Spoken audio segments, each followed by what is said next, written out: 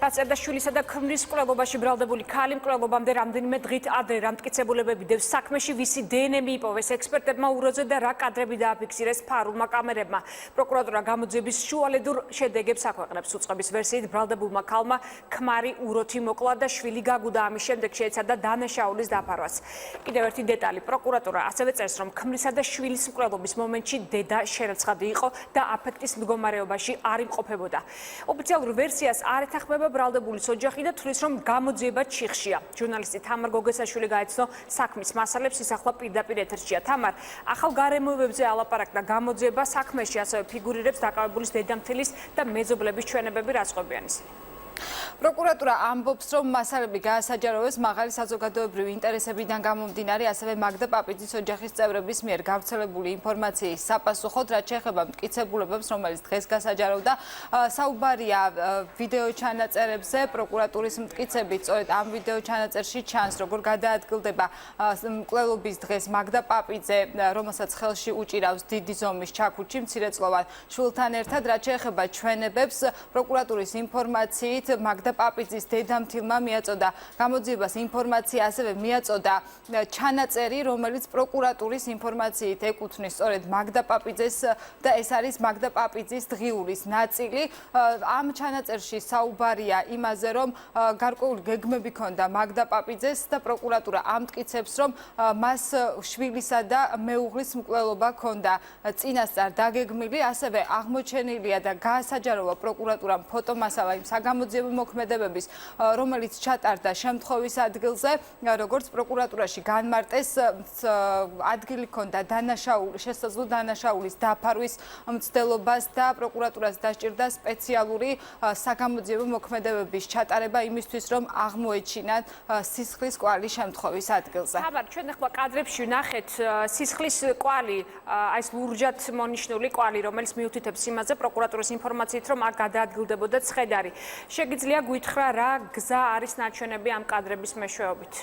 პროკურატურაში ამბობენ, რომ სწორედ ეს ფოტომასალა ასახავს იმას, რომ მაგდა პაპიძემ შემთხვევის ადგილი სპეციალური ზემოქმედებით დაამუშავა და მოხდა სისხლის კვალის გაწმენდა. შემდგომ უკვე პროკურატურამ სპეციალური ხსნარის გამოყენებით აღმოაჩინა ეს კვალი და როგორც საგამოძიებო უწყებაში განმარტავენ ლურჯად ნაჩვენები, ეს კადრები არის სწორედ ასახავს სისხლის კვალს. ასევე პროკურატურაში ამბობენ, რომ მაგდა პაპიძემ ცხედრები საცხოვრებელი სახლიდან გადაადგილა და განზრახული ჰქონდა, რომ ის ცხედრები მოეთავსებია ავტომობილში, თუმცა როგორც პროკურორმა განაცხადა, მან ეს ვერ მოახერხა და ამის შემდეგ გადაწყვიტა უკვე, რომ შეეტყობინებია მეზობლებისთვის იმასთან დაკავშირებით, რომ მისი მეუღლე და შვილი იყვნენ გარდაცვლილები.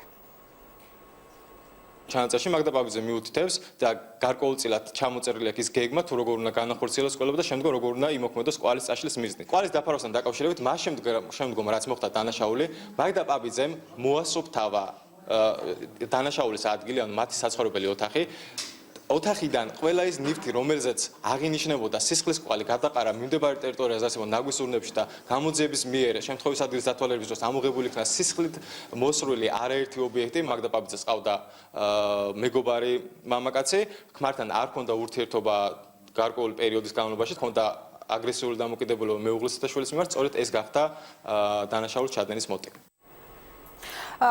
ამ მოტივზე საუბრობს დღეს პროკურატურა, თუმცა საქმის პროკურორი ამბობს, რომ მაგდა პაპიძე გამოძიებით დადგენილია, რომ ამ ეტაპზე მაგდა პაპიძე მოქმედებდა მარტო, რაც შეეხება პაპიძის ოჯახის წევრთა პოზიციას.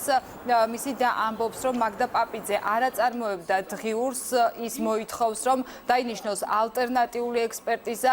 ამასთან დაკავშირებით მაგდა პაპიძის ოჯახის წევრები ამბობენ, რომ პროკურატურა მოექცა ჩიხში და იძულებული გახდა გამოექვეყნებია ეს მასალები. თავად მაგდა პაპიძის მეუღლის ოჯახი მედიასთან დღეს ამ საკითხებზე არ საუბრობს. კი არ არის მარტო შრომკვდარი დედა. არ მაინტერესებს, მე რო გამოაქვეყნე რა გინდათ მე თქვენი ინტერესი არ არის ეგ საქმეს რო ობიექტური ჭეშმარიტება დადგინდეს. უბრალოდ გადი რა წადი ხო წერე რა ლანამ უკვე გააკეთა კომენტარი და იქ არ მაინტერესებს რა გააკეთე და როგორ გააკეთა ის ბევრგან იყო მისული მაგრამ არსა და ყოფილა მისული წადი როდ თქვენიდან მიიტანეს და ხო შეიძლება რაღაცა არ მაინტერესებს არაფერი ვიდეო დაიდო რომ წავიდა იყიდა ეს ჩაოლებრივად ეს დაგვირეკა ჩვენ და ჩვენ გთხოვა რომ პატარა ჩაქუჩივით რაღაც ხო არ გაქო სხვენი გამიტეხესო და ომარი უნდა დამიჭედოსო აღებულია ესეც რაღაცა მტკიცებულება არ ვიზიარებთ რა თქმა უნდა არ ვიზიარებთ ეს დღიურზია ლაპარაკი დაგვიდონ ეს დღიური და გვანახონ რა დღიურია როგორ დაწერა ეხლა ყველაფერი პუნქტებად ჩამოაყალიბა და ტელევიზორს დაუტოვა დედამთილს რომ აიცით რა მე ვაპირებ ამას და იქ დავწერო ეს სასწაული ის არის ეს ზღაპარია მე მაყურებლისთვის მინდა და მეთქვა რომ ამ კომენტარის გაშვება ჩვენ გადაწყვეტეთ მას შემდეგ რაც მაგდა პაპიძის და ჯერ დაგვთანხმდა რომ იქნებოდა ჩვენი პირდაპირ ეთერის სტუმარი მაგრამ ამის შემდეგ მან უარი განაცხადა და ტელეფონი გამორთა ასევე გვინდოდა რომ საქართველოს პროკურატურის წარმომადგენლები მოსულიყვნენ ჩვენთან და დაღუპულის ახლობლები ოჯახის წევრები ყოფილიყვნენ ჩვენ პირდაპირ ეთერში თუმცა ამაზე ჩვენ უარი მივიღეთ თამარ მე მაინტერესებს შენთან ერთი დეტალი პროკურატურა წერს რომ გამოძიების ინტერესებიდან გამომდინარე საჯაროდება მხოლოდ მტკიცებულებების ერთი ნაწილი ხომ არ მუსილებდა დღეს ვერსიები რა შეიძლება იყოს კიდევ სხვა მტკიცებულებები რა დევს საქმეში სავარაუდოდ საქმეში იქნება ძალიან ბევრი დაკითხვის ოქმი, ასევე იქნება ექსპერტიზის დასკვნები, თუმცა პროკურატურა ამბობს, რომ მტკიცებულებათა ძირითად ნაწილს არასაჯაროებს გამოძიების ინტერესებიდან გამომდინარე. დღეს ასევე ისმოდა კითხვები იმ შემთხვევაში, თუ მაგდა პაპიძე გადაწყვეტს და გააკეთებს არჩევანს, მისი საქმე განიხილონ ნაფიცმა მსაჯულებმა, ხომ არ დაირღვევა გარკვეულწილად კანონი და საქმეზე ობიექტური ჭეშმარიტების დადგენას ხომ არ შეეშლება ხელი იმ პირობებში, როცა მტკიცებულებათა ძირითადი ნაწილი იქნება ცნობილი ნაფიცი მსაჯულებისთვის დღეს პროკურატურის წარმომადგენლებმა გვითხრეს რომ ეს საქმის სასამართლო მსვლელობას ხელს არ შეუშლის. დიდი მადლობა საქმის ახალი დეტალები თამარ გოგესაშვილი იყო მოამბის პირდაპირ ეთერში.